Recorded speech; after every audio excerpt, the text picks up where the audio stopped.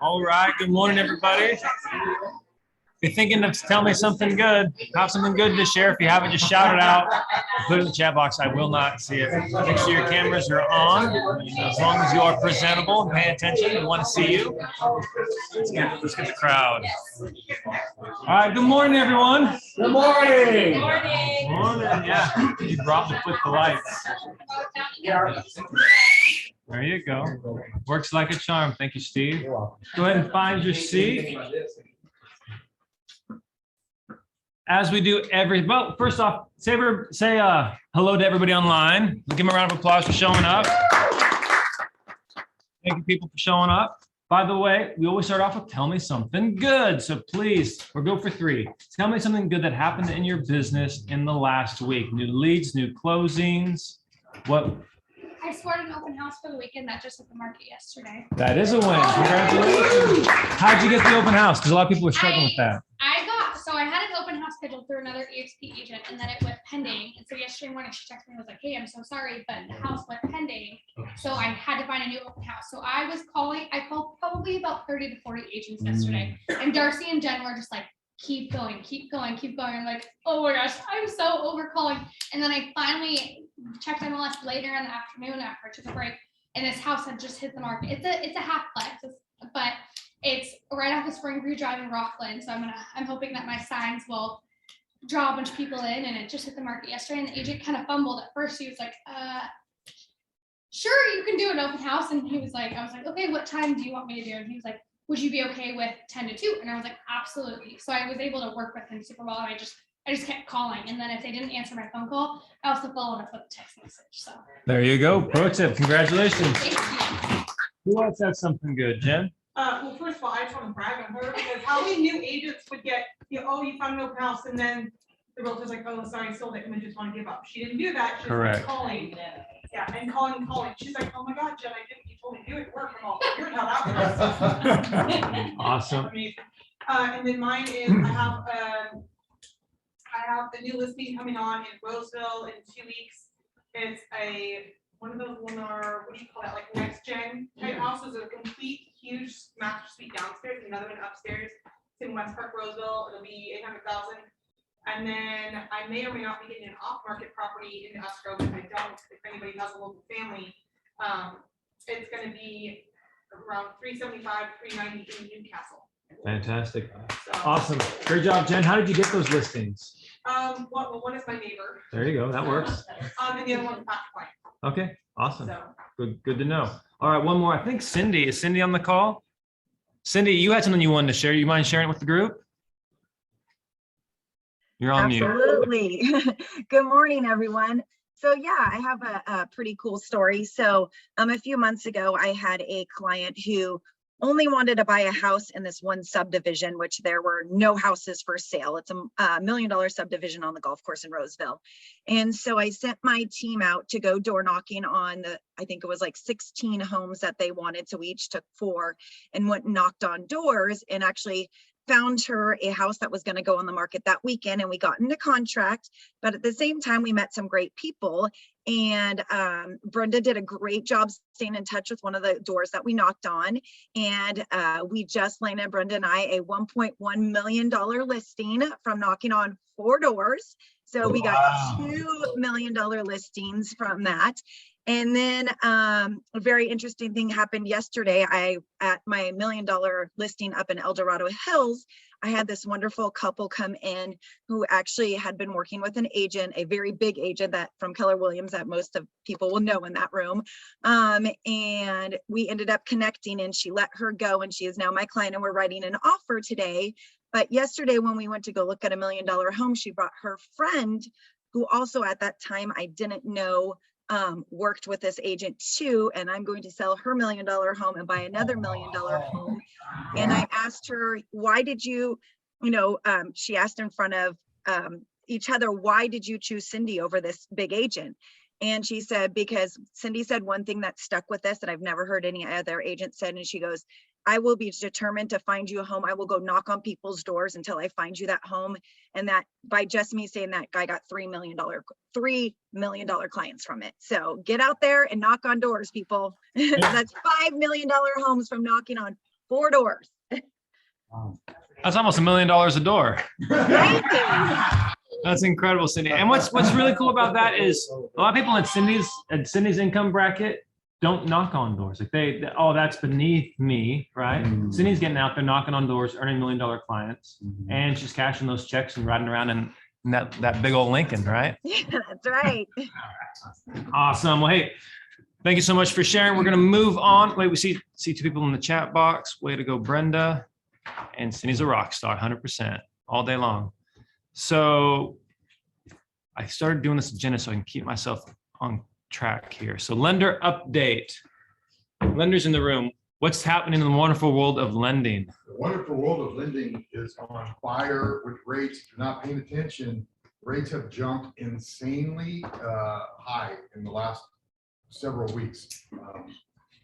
It's probably going to be a little volatile until we get to mid-March when they actually are going to make the Fed's going to make their announcement on how much they're actually going to move the base rate that affects everything, credit cards, vehicles, and of course mortgages. Right now, it's just reaction to commentary that's being made. So if you haven't had your client that you're working with pre-approved, or they are pre-approved, but you haven't had them checked in a little bit, definitely check in. I'll do a second look for you if you want. To make sure that they're still qualified for the amount they got approved for, because the amount has moved so much, it's hundreds of dollars a month increase in payment on most loans right now. Yep. So one good thing is I don't know anyone honestly that has lower rates than I do. That helps on that rate increase. So if you got approved at a higher amount, maybe I can offset or come up with a strategy on different loan types. You're gonna have to start thinking outside the box now. Adjustables are back. Non-QM, which gives you different type of stuff, which is, there's a lot of great products. That's the good news, right? Yeah. Rates are up. They're still historically on the low side, right? We just got spoiled with 2s and 3s. Now we're looking with 3s and 4s, right? So just pay attention and just, check in with your lender to make sure that you're not, showing them something you thought was eligible for them, and now they're not. Does it make sense for people to buy down the rate in this market? It can. That's a great question. In the volatile market like this, normally what we've been experiencing for many years now with the downside, the market kind of is a stair step up or down when you're changing rates. And what Tom is asking is like, if the market that most lenders quote or what I quote is at 0 points, no cost to the loan, you can buy the rate down, right? You can also buy the rate up and get money back to help offset closing costs. But in buying it down, usually it's a pretty formula systematic thing. In a volatile market like this, you'll see big swings where maybe paying half a point might drop your rate 1%. It's weird. It changes throughout the day and daily, but check in on that as well. There are, like I said, the strategies and loan products are what's going to save and help you close more deals moving forward through this year. Awesome. Sorry, I was trying to get Barry. I think someone was trying to get in. You mind letting them in? Something I want to touch on too about the rates is a lot of people who were in contract to buy new builds and they were pre-qualified for certain interest rates. They no longer qualify for those new builds. So we recently picked up a listing in, or Valerie did, in El Dorado Hills. The builder called the list. They were calling down the list. They were number 150 on that list. And they got called and said, yeah, we're still interested. Yeah, we want to buy the house, right? Because they were cash. So that is right on point, John, with what he said. They went down 150 people to find the next buyer, right? Every quarter of what you probably heard me say this before, every quarter of 1% in rate change, a quarter of a rate percent on the rate change drops 2.5% of the buyers out of the market. We've had 6 quarters up, we're about a 1.5 interest rate up higher since January 15th. So that's, there we go. My head's kind of clogged. My ears we're doing that. So that's a chunk of your buyer. That's why I say check in. If you thought you had a good solid buyer, make sure, of course, that they, haven't changed their job and all those normal things, but really on the qualifying side of things, that they're still able to buy that whatever purchase price that they were approved for. Yep. And the good thing, so this is like, interest rates are going up. That's not necessarily something buyers want to hear, but how you can turn this to your advantage is tell the buyers, hey, interest rates are going up. Now's the time. Now's the time. Now's the time. And so what we're noticing is that a lot of houses are getting back up to 10, 20, 30 offers on a house. I mean, there was one, what was yours in Elk Grove? The one in Elk Grove, like even 36 hours before the deadline, it would already had 4 offers and was over 30 of the list price, and they hadn't even gotten to like the final few hours. Yeah. We just had one with 48 offers. 48. Yeah. Valerie's gone up against 30 and 60. Yeah. Yeah, we didn't even get we were 30,000 over with no appraisal on a 470, and we didn't even get we didn't even get in the run. A counter, yeah. We weren't even close. Yeah. Look, I was gonna say, just look on the Brent Gove Facebook page. I post a lot of stuff on there with rates and some other helpful value add type things. My contact info is on there as well. Just forgot what I was gonna say on. Multiple offers, maybe? I mean, the market's super hot. No, that's what I was gonna say, is everyone's worried about the bubble. That's been a talk for a while. Prices on home values have increased quite a bit, and now rates are up. They're really talking about that. I really encourage you to switch to talk track, not from is there a bubble and how much the price is, but affordability, right? If they can afford it, because everybody that's credible that's predicting where housing prices are gonna go throughout the year is up, right? It varies on how much they're saying it's up, but definitely it's going up, and our marketplace is on fire across everything else that you've seen in the country. So it's not a matter of if there's a bubble right now, it's just affordability. So just try and get them off of that. Is it a bubble? Is it gonna drop, pop or change? Just if they can afford it, there's multiple offers out there. If whatever price you're going above asking price, if that is, because it's like I think 58% of all homes are getting multiple offers today still. Yeah. And we're in January, which is typically the slowest time of the year. Exact. January's winter's the new spring. So that's a word track that we're using with a lot of clients. Winter's the new spring, right? Because the buyers are wanting to get into a house right now before interest rates go up and prices go up. Mr. and Mrs. Seller, there are a lot of buyers looking for your house right now. Don't wait until the spring when interest rates are higher and there's less people that are able to afford your house. Okay. So there's 2 ways to maybe spin what could be perceived as a negative thing into a positive thing. And then let me see, what else do we have on the agenda for today? Go ahead, gorgeous. Oh, Alicia. Yes, please, Alicia. Alicia, you there? Hopefully hopefully you guys can hear me. Are you able to hear me? Yeah, we got you. Oh, perfect.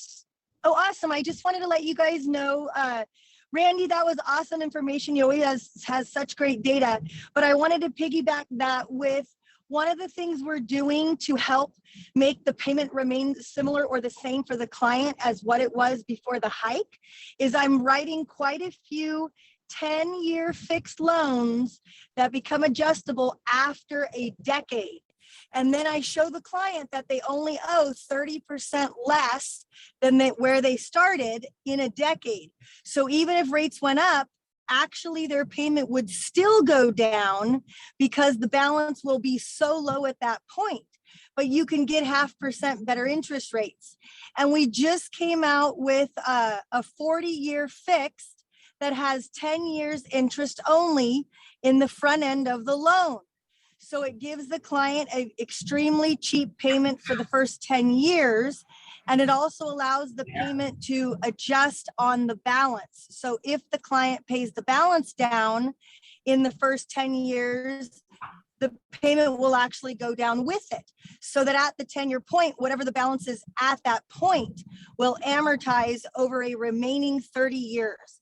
So this is a newer product that really is going to help our clients keep the payment extremely low. I included a mortgage coach link on the Facebook page so you guys could see a side-by-side on a $575 purchase price. And it shows 30-year fixed next to a 10-year fixed next to 40-year interest only. So I know there was a while people thought it wasn't a great loan. A lot more people I find are being attracted to it because if they're selling later, they can apply it to that balance and the payment will instantly drop. So if you do want to learn more about the product, please reach out to me anytime. Awesome. But it was like a $500 cheaper payment. So that's a big difference. That is huge. That is huge. Thank you. Always appreciate you and Ron dropping the mortgage knowledge. Before I forget, a lot of us at the end of last year signed up for code breaker training. right? Just a reminder, Amanda asked that I tell everybody, it is happening today at 11. So we'll end the meeting a little bit before 11, so you can run off and vacate the room and get logged in and prepared for code breaker. But that is happening at 11. If you don't know what I'm talking about, then you're probably not a part of the program. But if you did, and you're like, when are they doing another one of those trainings? It's today. It's today. So with that, you see there's some food in the background. You see these wonderful bright orange brochures on the table, and you're probably wondering, what in the world is this all about? Well, Miss Sherry from Home Warranty of America is our sponsor for today. So give a round of applause saying thank you. Can you work way in front of the room and share with us a little bit about Home Warranty of America? I don't think Cindy's still on. I know Cindy's used them. Oh, there's Cindy. Yes, Cindy. Darcy and yeah. Cindy Lipsinger. Raise your hand if you use them in the room. All right. So a lot of us, but not everybody. Awesome. Well, thank you, Team EXP. I'm Sherry. I'm with Home Warranty of America. I cover the greater Sacramento area. So I just want to talk to you a little bit today about home warranties. I get a lot of questions about home warranties, and it's like home insurance versus a home warranty. Everybody's covered for those large disasters, but what about those everyday little things that put a dent in the budget? That's why you get a home warranty. So Home Warranty of America has been doing this for 26 years. We've been keeping homeowners safe and helping them feel comfortable whether they're buying a home, selling a home, or just existing in their home.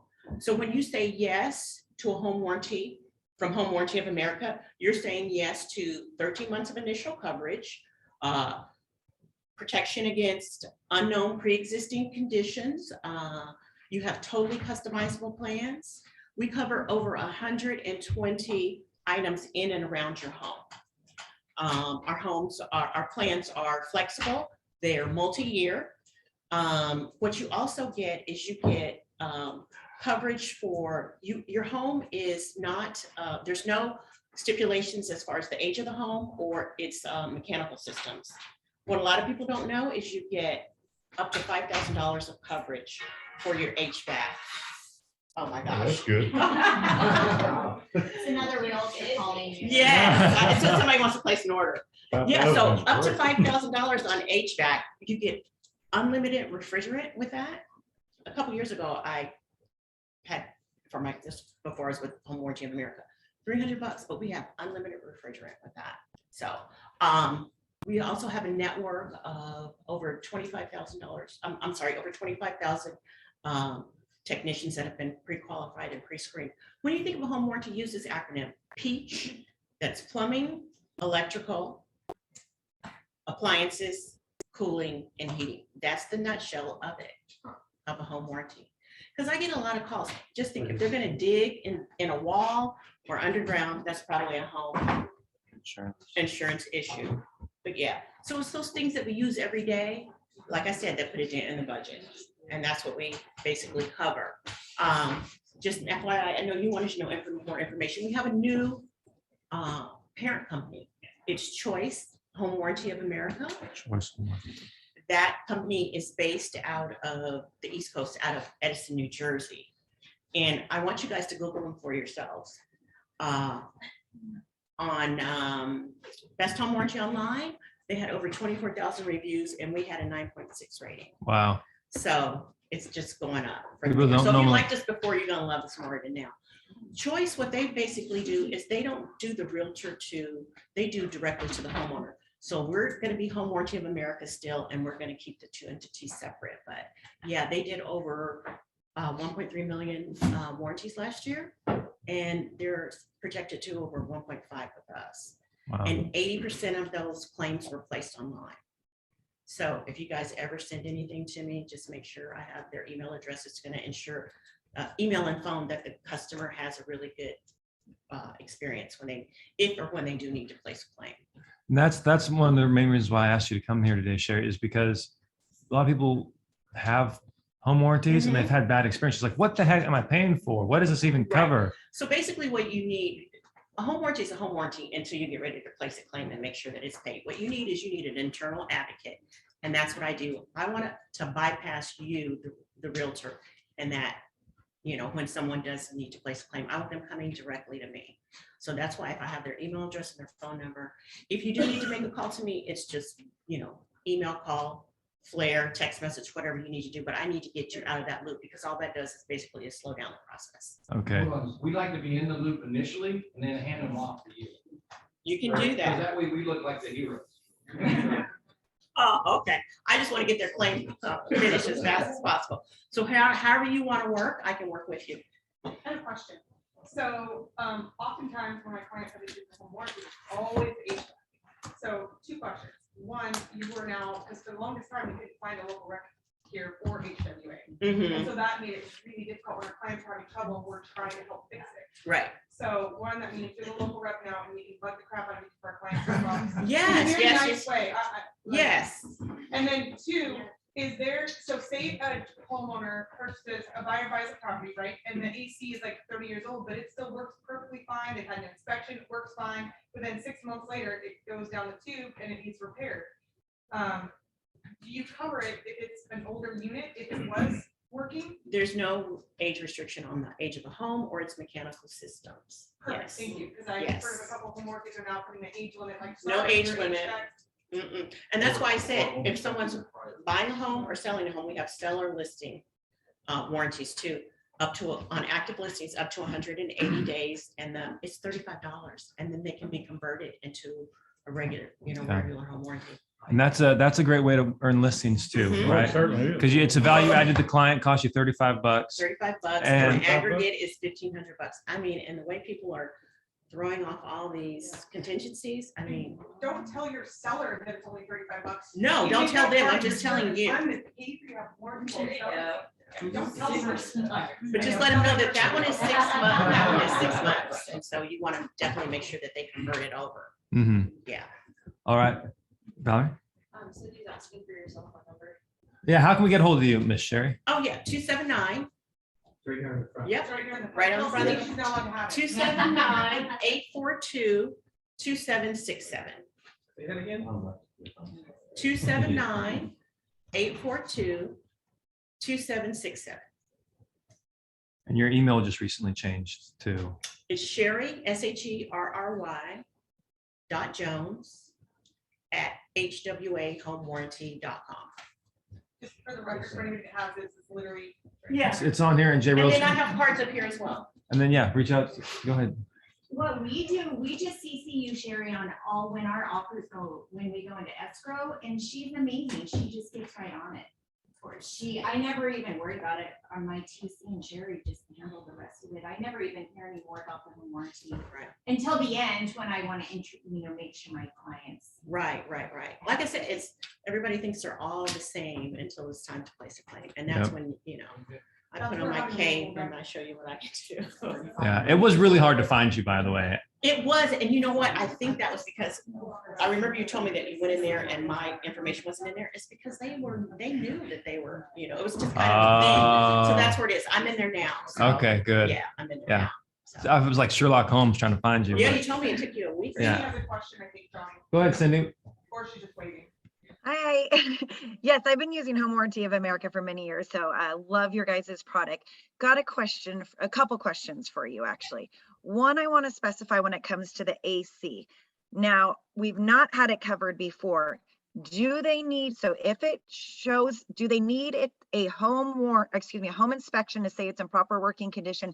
And if it doesn't, do they need to have it serviced prior to the close of escrow with a receipt from an HVAC or an AC company stating it's in perfect working condition in order for it to be covered? Is my first question. No. I like you so much. I've never liked hearing no so Okay, much. So here's the thing. So like I said, if you're buying a home or selling a home, or if you already have a home warranty, if you just live in a home, you don't have to be in the process just like closing an escrow. So if you've been in, like, I've been in my home, I can just, you know what, I'm gonna go and get a home warranty. And they take it. Because our service technicians, they can figure out, if Was this someone, pre-existing? they're gonna ask you, when's the last time this particular item was working? And they can see, if you haven't had your air conditioner or your heater hasn't been working for a period of time, they can see that, but there's no limitation on Do you it. use placer air and heat? I'm sorry, Is placer air and heat your? that I'm not sure as far as if they're one of our service providers. And here's the other thing. So when they place the claim online, like I said, 80% of those do that. they immediately start looking to schedule an appointment. If they haven't scheduled an appointment within 8 hours, they send you out an email and says, hey, we're diligently working to schedule your appointment. If you'd like to go outside of the network, click this and the redemption process starts. And they Okay. pay you out. Okay. So there's some things like a dishwasher or garbage disposal, they don't even deal with that. They just pay you straight out. We're not gonna send anybody out for that. They Same. pay claims. The highest one I've seen on Cindy on an HVAC was like $4,800. Okay.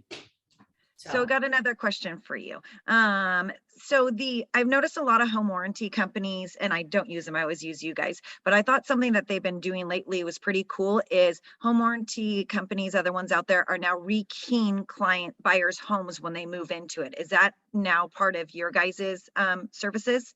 Yes, it is. With Choice, it is. Like I said, so we've been with them since, and that's as soon as I get new brochures. So it works for your side too, for a new buyer, then? For Home Warranty of America, we have a buyer that buys a property, will come in and rekey it. Mhm. No charge. Yeah. No charge? That's a part of the home warranty. It's not on this brochure because that's the other brochure as soon as I get the other ones. But yes, prior to us being with Choice, we didn't rekey, but we do now. Wow. Wow, that is good. So it's not a deductible. It's called a trade call fee. Okay. It's $75. Okay. So the way that works is, like I said, you place your claim online Another holding gift of how much. and the technician picks that up at the door, the $75. Good enough. All right. I think Sherry deserves a round of applause. What do you guys think? Questions, definitely reach out to me. Can you leave some of your cards here in case? Oh yeah, they're right here. So let's do Oh, everybody let me figure out nothing else. say Home Warranty of America. I'll put this online. All right, you guys, All thank right. you. Thank you, Sherry.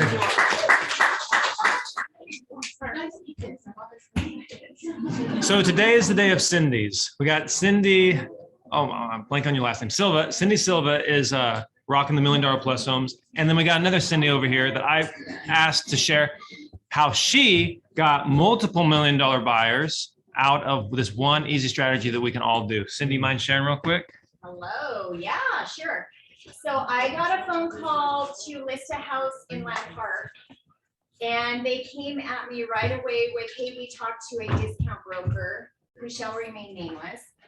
And I said, well, I have many commission options that I think you should take a look at. And so I wanted to be in control of the conversation. And so I said, hey, let's just Zoom real quick. And, we did a listing presentation. And so I knew to get into this market that I probably would have to work, with them a little bit. So I went ahead, I did not use the word discount. I'm not a discount agent, but I did lower my commissions in the end via their choice. I showed them the options. And so I knew okay, I want to get into this. I need this listing. I want it. And so we worked out a deal with the commissions. And then out of that, I have 4 over $1 million buyers. I knew if I could get this listing, I could have this, and this. So 2 other possible listings in Land Park that I'm working on right now. And multiple, I've closed 3 escrows out of that one listing. Yeah. So, and who also talked about this a little bit, if you remember last year, was Kyle, is it Kyle Whistle? Mhm. Yes. He said, get rid of your ego and be willing to talk about commissions and what that looks like. Your most expensive escrow for a client is your first client, your first escrow with them. So I knew, and then I got another listing with her parents out of that deal as well. So out of just being willing to adjust my commissions just a little bit, actually it was pretty significant. I was able then to gather all of these other escrows. Yep. And it was open houses too, right? So you were holding an open house? Yes, and then that's- I met way more people. I met all the neighbors. I met tons of people who grew up in Land Park. The networking opportunities were endless from that one listing. So again, I just knew I want this listing, period. So I had to kind of let my ego go You know what I'm saying? Like, you're like, I want, so I did, and it worked. All right, well, that's pretty incredible. Who has questions for Cindy? I have a question. You said you showed them the list of options. Like, Mhm. what does that look like? So I could have snuck a photo of it. It's in my listing presentation. I can show you, but I'm with Fusion Marketing and they help us with that. And to be honest, James Becker has been talking a lot about the heavy competition out there with listings right now and how we are probably all going to have to adjust our commission schedule and what that looks like. So I Is just, this kind of like that? it is not, but that would probably work. So, you These know, are- Just the question is 6%. have something and think about it before you get. Yeah, so 6% would be full service, you know, whatever you offer, all the way down to, you know, 4%. If I bring the buyer, all of those items, and then he and I worked out a commission option that worked for him. And, but I was very much in control of the conversation. I've done sliding scales before too, where sellers like, I want this much, I'm like, great, where I know I can sell it for more, I'm like, so if I sell it for this much, and we did a sliding scale, 6% of this much, 5.5 this, 5 of this. I've never actually done 4, but. So with this one, I actually worked out a flat fee, which I had never done before. But it's what worked for this particular situation. And so the other thing I did is I said, I need to talk to my business partner. This is our little secret in our room. My husband is my business partner. And so I said, listen, now that I know what you're looking for, here are my options. I just need to run this past my business partner. And I will get back to you. So you don't always have that option. Sometimes you have to like, but they wanted me to do. I'll be your business partner. Yes. You're all my business partner. I just text you. So anyway, my business partner is my husband. I just wanted to run it because I was taking a pretty significant, you know, I was taking Haircut. a chunk of commission off. Yeah. But again, it was worth it, and I knew what it entailed. Go ahead, gorgeous. Oh, that's my wife. That's not from. Just to Johnny's business partner. Yes, that's my business partner. That's his business partner, yes. I thought he was talking to Steve. Oh, yeah. Any quick tips for open houses? Like if we're holding $1 million listing open, how do you get all those people that you met to work with you? Honestly, I think it's just building rapport with people and asking lots of questions, just getting them to talk to you about what they're looking for and about themselves. People like to talk about themselves. It's so funny. So you do all that, like talk to them for 10 minutes about their kids and their life and all this, and then ask for their phone number. Yeah, sometimes it's a longer conversation. Would it be overstepping? Yeah. Yeah. Yeah, so one couple that came through, we just talked, they were just moving, they were living with her mom, and super nice couple. They had a little dog with them, you know, so just building rapport, talking about them, oh, what's bringing you to the area, blah, you know, all of this. And then they actually sent me a house that night they wanted to put an offer on. So I had them in escrow within 48 hours of meeting them.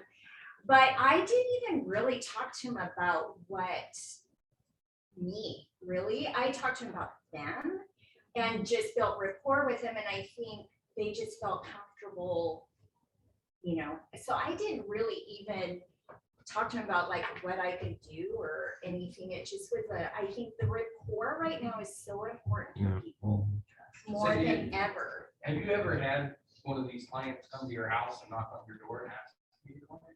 Or Yes. Did you always, no, your house, not an open house, your personal house? Oh, my personal Are we always house. doing an open house in order to meet that connection? I'm always doing open houses. Yeah, that's what I thought. I want to add. I never had one knock on my door. No, I always have to go to where they are. I've had the solar guys knock on my door. If people knock on your door after you work with. For anybody that missed the top producer panel at Granite Bay, I'm sorry, those people are freaking ballers. Like what the lowest one was, I make 38 million volume a year. Yeah. Every single one of them, they hold 4 to 6 open houses every week. Gail DeMarco, open houses. She did what, like 70, I can't 80 remember million that. in a It was year there by only herself for without part the of it. team. So even those big ballers are out there doing open houses because they do work. And I'm gonna tell you something completely crazy that took me forever to find out. If you want $1 million clients, guess what you do? Go hold $1 million open house. Guess what you get? $1 million client. So weird. Steve, put a bow on it. And how do you really feel about that? I'm just saying, I was very nervous with my first one, and it was on a country property, and I came down in like heels, and my husband looked at me and laughed, and he goes, "Go back upstairs, put your Wranglers and cowboy Right. boots on. What were you Just thinking?" be yourself. Best open house I've ever had. I still have business, and that was years ago. It was one of Margaret Crisco's listings. I still remember it, and I got so much business. And I'm about to sell an off-market $2.2 million horse property that I met at that open house like That's 4 or great. 5 years ago. That's Nice. that's All right, great. last question from Miss Cindy. Wait, I have my hand. Yeah, up. it's for you, Steve. You're the I am man. the- Close it. I have my hand up. You're the closer. I have my hand up, beautiful. Sweetheart. Business partner, you know? Say not the profile, but it's about communication and expectations. Did you find that the expectation and let's say the communication was a little bit different when you got people in the $1 million range as compared to like 450 or 500? Yeah, it was interesting because the first open house I did there, I thought, well, let's see what kind of people, come through. But I think at the end of the day, people are people. They just, they want to tell you about how they grew up. In this situation, it was a lot of people that had grown up in Land Park. They stay there for their, they want to raise their kids there. So there was a lot of that kind of conversation. But I think at the end of the day, people are people and they want to be treated respectfully. They want to know that you're genuine. And so I don't think so. I mean, all of them have been really nice clients. Several of them are doctors, like both the husband and wife, physicians. The only thing with that, I think they're very fast moving. They don't like a lot of chit chat. They're very to the point. But you can have a $450,000 buyer just like that too. So I just think that is just a read on humanity, period, right? So I can park my Pinto in the driveway. Yes. I do an open house. Yes. And I agree with Jen, just be yourself, like whoever you are. I think I wore my coat. I'm in Montana, bro. I wore my cowboy boots in one park too. Who cares? Yeah. So just be yourself. But anyway. Okay. So my biggest takeaway from all this is we're gonna have to start calling the Cindy's, the Millie Cindy's, Millie Cindy's for all these $1 million listings they're getting. Millie Cindy, yeah, that's your rapper name. So That's right. before I forget, Miss Samantha, who here, raise your hand if you like bacon. Raise your hand if you like bacon. All right, everybody likes bacon. Samantha, you mind sharing about your cupcakes? Yeah, oh yeah, so the muffins, they're apple muffins with a bacon crumble and maple glaze. So they're free for all, but basically I would love to extend my business opportunities for you guys for open houses or closing gifts for your clients. I'm very open to ingredients, ideas, dietary restrictions, I pretty much do everything. Last week I made a lemon meringue cupcakes with a lemon curd and candied lemon on top. So I'm very flexible. Tell me what you want. I also do invite only dinners at my home. I have a beautiful backyard. It's all there's trees, there's waterfalls, there's lights. I have a big table and I would like to extend the offer for you guys to come to join me for one of those. And then you guys can use me as a closing gift for one of your customers. And I do brunches as well. So we've done crepes, we've done Italian. I make cakes. Sam, how can they get a hold of you? So I am the only Samantha Tuning that you will ever find on the entire planet. I have cards right here, but I am on Facebook, on Instagram. I am trolling these halls on a daily basis, so please definitely harass as much as possible. But I'm open to ideas and things that I've never created, because a lot of the stuff that's on my social media is stuff that I've made for the first time, and it comes out just brilliantly. So, and my partner is my stepdad, who is classically trained. So I have a really good mentor who is also my co-host in regards to all of this fun, fantastic food that I'd love to, again, please ask if you'd like to come to one of those. I would love to make a dinner for you. I love my dinner. Where were you on Valentine's Day? Yeah.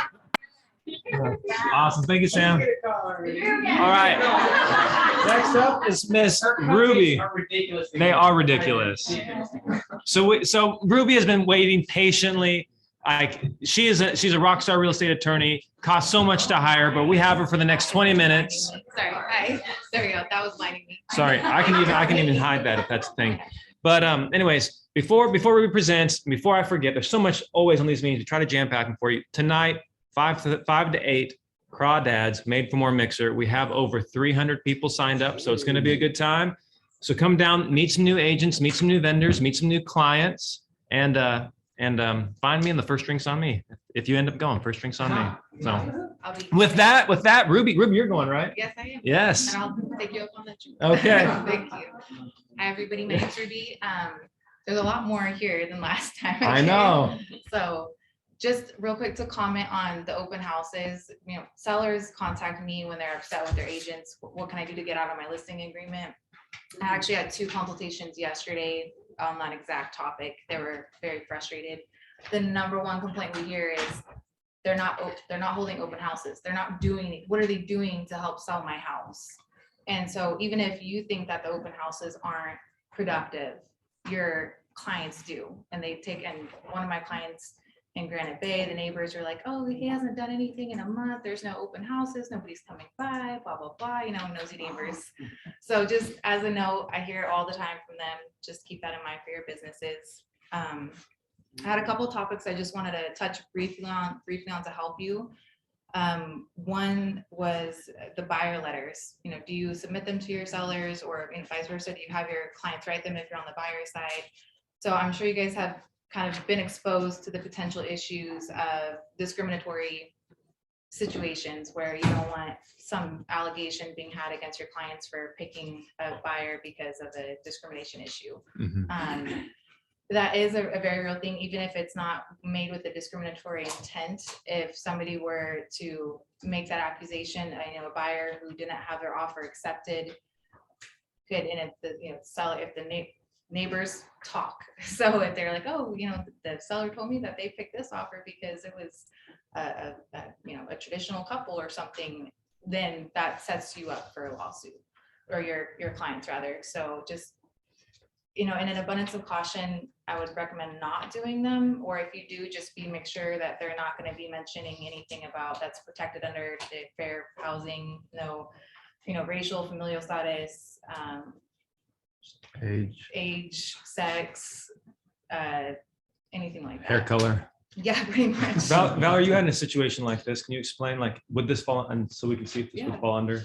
So I had a multiple offer situation for a client of mine last weekend, and I got an email back from the listing agent saying, we didn't go with your offer. The sellers liked the story or the other buyer better. They happened to be a cash buyer also, so she did throw that in there. My client got a loan. But the fact that he's a single dad with 3 little girls is the main reason they chose that offer. She told me that in an email over my client. I was like, oh yeah, that's not good. Because Sue. I know. You're technically not supposed to give letters anymore, by the way. So if you do it, I don't know that you can really complain. You're not supposed She to. lost by the way, not to piss in Valerie's cereal, but she lost the client because she refused to write the letter. She's like, I'm protecting you. I don't, and they're like, well, you're not writing the letter. We're gonna find somebody else then. Why is it wrong to write the letter? It's only wrong to show it to the other side. This is I mean, I can write it all day long. I'm not discriminatory. anyways, that's a whole Yeah. other conversation. But- So the buyer would actually go sue the seller, right? He would have to take it Yes, upon himself to go sue the Guys, we seller can't hear. for not choosing that offer, right? correct. And then they would have to prove damages, and that's a whole nother topic of discussion. Not just for hurt feelings or Yeah, whatever. exactly. It's gonna be, you have to prove actual damages. Yes. Okay, so the reality is clients make their decision for the reason they make their decision. Right. We can't control that. We can't stop that. That's Absolutely. never gonna change. Mhm. So my question is the legal vulnerability, the fact that the clients chose the way they did, or the fact they put it in writing? The fact they put it in writing. Okay, so then if they can choose, so then as agents, as buyer's agents, are we vulnerable legally or making our clients vulnerable by writing a letter and submitting it to the seller? For on the buyer, I don't think on the buyer side, you're gonna face liability in that sense, So in what scenario would we face liability? the listing side. If I'm a listing agent and I submit a letter from Barry's client to my seller that describes his client, I'm now vulnerable? Yeah, it's not gonna be necessarily you getting sued individually for giving that letter. It's gonna be your clients on the hook for them accepting and reading the letter and then making that decision, so. If they made it. But then how do you But prove that the then they sellers could- made the decision based on the letter? Don't put it in writing. It goes back to that. If your client gets sued, he can turn around and sue you for presenting the letter to him. And I never, ever present the letters, even if my seller asks. I don't want the emotions in it. I put everything in a spreadsheet. I'm like, here's the offers. Here, this agent's been communicating amazingly. This is this. Here's this. If they ask questions, I might tell them a little bit about the families if I know that, but they don't get to see a letter until after they choose. And then if they still want to see it after we're in escrow, then I will allow them to see it. I don't want their emotions pulling. I don't want any of that. And I would never put in writing. Which was So, like, that's. yeah. I spoke to the broker over this one time, and they said, you can, as a listing agent, you can tell the buyer's agent that I'm not in receipt of the letter. Yes. When they send it to you, you reply back to them, I am not in receipt of this letter. Yeah, a lot of agents also put it on the listing, we're Yeah. not gonna be accepting letters, et cetera. So this isn't kind of off from the discrimination issue, but I dealt with a lawsuit in San Diego where seller accepted a buyer letter. She liked their story. They're like, oh, if you need help, she was an elderly lady. If you need, to get faster move out, just leave whatever you don't want behind. We'll do the cleanup. Don't worry about it. Because she had lived there for like 40 years with her husband who had just recently passed. Then she turns around and gets a lawsuit from the buyers because they ended up getting hurt on some metal contraption thingy in the backyard that she left behind. So that was like, it was a really sad situation. But anyway, so yeah. Can the listing agent and a seller insulate themselves by every offer that comes in? There's a page in the RPA where it validates that their offer was presented to the seller. I'm sorry. Yeah. Yeah. Yeah, there's a page in the RPA, Mhm. and this is protecting the listing agent and the seller that validates that the offer or the offers were presented to the seller Mhm. on that page and submit that to the buyer's agent. Yeah, I mean, Well, that's a different. yeah, that's kind of a different situation. Discrimination is what I'm Oh, trying to say. well, you have the duty to present the offers to your clients. That's separated from a buyer letter, from the offer and the letter are two separate things. So, well, you know what I mean. I know they Yeah. are, but I think it's wisdom that all of you stop submitting letters. I'm gonna keep doing it because I think you guys can all stop. Oh, don't get Yeah. wrong. I submit letters. I submit letters. It's up to the listing agent when they submit. I'm just kind of scratching my head about Right. as a listing agent, how I'm vulnerable or making my client vulnerable by presenting that letter. They're gonna make their decision how they will. Right. And it's on the onus of anyone else to prove on what criteria they made the letter. Yeah, As long so- as they don't put it in writing. Car made a rule. That's the issue. Car made a rule now or something. There- She would know better than I would. there's Car made that. a rule. Yeah, they have their little guideline things. But for your instance, like obviously don't put it in writing, like that agent was really stupid, honestly. But all it takes is like this, yeah, the seller has a conversation with their neighbor. Yeah, we decide we got this offer because we loved the veteran family coming in or whatever. Like it takes one little comment, one witness and something like that, the neighbor then tells somebody else something happened, so it's just, I'm not saying that it's gonna be a high probability, but just be No. aware of it. Yes. If you as a listing agent Mhm. submit the letter and give it to your seller, and your Mhm. seller does a discriminatory practice, Mhm. and then ends up getting sued over it, Mhm. could the seller then come back and sue you for submitting a letter to them? I don't think you would have much liability with it because to be honest with you, the CAR guidelines say that you're supposed to present everything to your clients with like as soon as practically possible, unless you have their consent in writing otherwise. So if I were your attorney, I would state that, we've had a conversation about it. The one thing where I think as an agent, to your point, you might have some liability is if you submitted some letters and not other letters that you receive. If you're gonna give them all. Yeah. And then that's where, as an agent, you can make a mistake. So, Any disclaimer that you could add to it? Not to quote Training Day, but it's not what you know, it's what you can prove.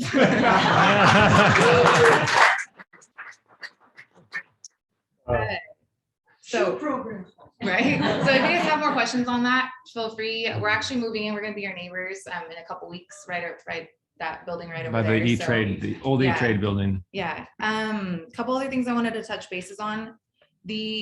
I brought this up last time I was here, but earnest money deposits, I've had 3 in the last like 2 months, or consultations, or I have an arbitration coming up. It's been a nightmare. So just make sure you guys are protecting yourselves. You know, if you're writing non-contingent offers, or even if you do have contingencies, just something like FYI to your clients. You know, if you do want to, you know, cancel escrow after your contingency period, or if you're putting in with no contingencies, if something happens, you want to cancel, you're losing your earnest money deposit. It's not like, that's non-negotiable. So I had actually an agent, and then conversely had an agent who buyer canceled non-contingent offer. It was like a $20,000 EMD. So, but the buyer didn't want to sign the cancellation. So, you know, if they don't want to sign, then we have to go to mediation. So he referred them over to me. I had to call the clients, the sellers. She was like, I just don't understand. Why isn't this not an automatic thing? Why it's in the contract? I get it. Why is, why is this? What did my agent do wrong? And I was like, your agent did nothing wrong. He protected you. He did nothing wrong. I had, his back all the way on it. She was like, well, can I sue this broker? No, you can't. But he did nothing wrong. Like, it is not his fault. You guys are agents, not attorneys. You write the contracts. Attorneys have to enforce the contracts. So that comes up more often than not, honestly. And then, okay, there was that one. Prop 19. Yes, Prop 19. I wrote notes to myself. Just for, to get listings, to make yourselves competitive. I don't know how much you guys know about Prop 19, but if you have clients that qualify for it, if they have to be homeowners over the age of 55, disabled, or victims of a wildfire or natural disaster that affected their home, they can transfer their base property tax to any new home that they purchase anywhere in California. So if you're looking for people that want to relocate, to a different city or state or whatnot, and they qualify, you can use that as leverage. It can help you with your Prop 19 form. Can it go from like Alameda County to Foster County? Anywhere in California. Okay, cool. Yeah. If you meet those guidelines. 16, Prop 1690 or whatever it was, made towards California wide. Prop 19, yeah. No, it's probably, I don't know. Prop 60 is what you're talking about, 60 and 90. Yeah, 19 updated, made it, Yeah. updated where it wasn't just in county, it was all over the state. Oh, yes. So, Forgive me, can you state those guidelines again? And does 19 supersede 60 and 90, or are they totally separate? Like 60, 90 went away and replaced by 19? I don't know about 90, but I know it kind of supplements at least 58, because what it did is it took away people's ability. You used to be able to transfer your properties like to inheritance, like if you wanted to transfer to your child or to your grandchild, then you can preserve it, and they took that away. Unless you live there. Unless it's primary residence, correct? Mm-hmm. What about, how disabled do they have to be? Because there's a lot of military veterans where they have 10% disability, they've got bad knees, maybe they can't go up and down the stairs anymore. Like, how disabled do they have to be? So that's I had this exact situation come up with a buyer. He was moving. He's like, hey, I'm was considered disabled, or he still works, but he had some medical problems. Can we just submit it? So I did the research for him. There is no actual guideline where you have to like be in a wheelchair or something. It's just they basically look at a doctor's note. The doctor's note says anything, they have to sign an affidavit that says that this is due to like financial stress of some sort of disability. As long as they have a doctor signing off on the form, then the county will accept it. What if it's something like, I have a client who actually has an allergy? This may sound really weird. They have, so the husband's a disabled veteran, he's on 10% disability. The wife has an allergy to the cold, no joke. Literally cannot leave the house during the winter time. It's so sad. They have a 2-story house. They realize it's insanely hard to keep, and they do get discounts on PG&E because of her having this allergy.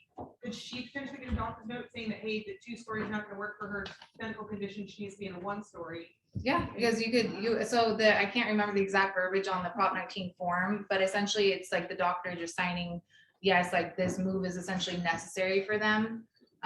So if you can convince a doctor to sign off on it, however you do that, is, you know, it'll be accepted by the county. So Boom. Thank just, you so much. yeah, of course. So that's just a really great thing to have in your back pocket to get listings. Ruby, if they want to get a hold of you, what's the best way? My cell phone probably, texting is preferred because I'm usually in and out of meetings all day. 530-720-2133. Can you say that one more time for the people online? 530-720-2133. And it's Ruby. Yes. What's your last name, Ruby? Bitzer. Yep, there you go. She's really easy to get a hold of too. Am Yeah, I? She does. I can tell you that you were very She does helpful. respond. Oh, you did? Oh, thank you Yeah. so much. I appreciate that. I try really hard to be, You got right back with me. oh, You were thank very you. helpful. Awesome.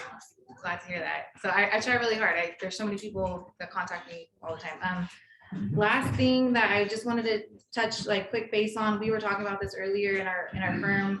We're, you know, with on like the lending side of things, because, you know, like interest rates are going up, guidelines are changing. There's probably going to be an uptick of non-QM loans coming about. So just as agents, like familiarize yourselves with what that looks like. So it's a longer, you know, more precarious process for them to get approved. So if you do get pre-approval letters on a non-QM, like kind of just be well-versed in what that might mean if you're, you know, advising your sellers on what to accept. So. Fantastic. Anyways, yeah. Awesome. Thank you. Well, thank you, everybody. Give Ruby a round of applause. It's like having a broker in the room, but even better. Yeah. Right? It's like car legal, right? It's like car legal and you're at the team meeting. All right. Well, with that, everybody, that's all we had scheduled for today. Crawdads on the river, 5 to 8. Hope to see you there. Hope I'm buying a lot of drinks, having a good time. And don't forget Code Breaker. It's coming up in 3 minutes. If you signed up, go hop on that call. Have a great week, everybody. Bye, Heather.